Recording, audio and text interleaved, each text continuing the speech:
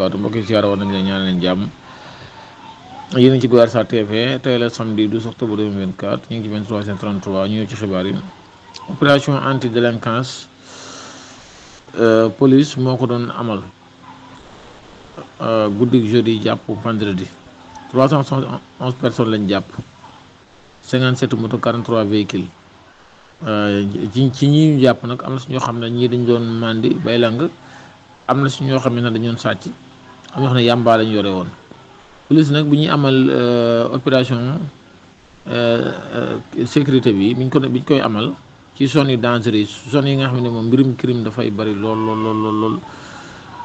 nga xam ne moom 371 personnes moom lañ jàpp. waaw ñu ñëw ci beneen xibaar kii di Mame Mbaye Niang mi ñu tuddoon ci mbirum Prodac am na lu ci bees audition yi tàmbali nañ ko police tàmbali na ko am na ñu ciy jot a diglu te Mame Mbaye Niang nag pour rappel nekkul ci dëkk bi kii di Amadou Ba mu ne pare na pour débattre ak Ousmane Sonko publiquement Amadou Ba moom moo xamle lii. kii di Khadim Gadiaga mi ngi proposé 250 millions wala 300 millions pour affronter ak Balla Gaye maanaam Modou Lo ak Balla Gaye la bëgg a wax loolu la bëgg a xamle. vol Laborex à Saint-Louis 4 employés arrêtés par la police fële ci diwaanu Saint-Louis nag lu doy waar a fa am Laborex bi nga xamante ne si moo fa nekk ak dañ caa arrêté 4 employés Laborex nag bu ngeen ko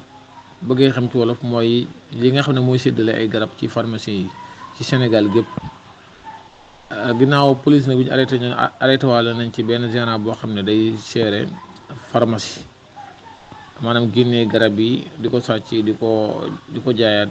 nag di ci def naka sudul noonu daal. kii di Jéege Jóob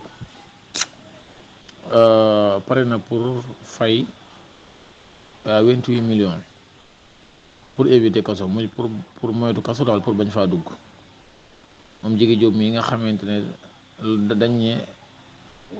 fa mu jiite woon 30 millions moom la fa luubal. waaw moom mu ne pare na pour fay 28 millions pour moytu kaso.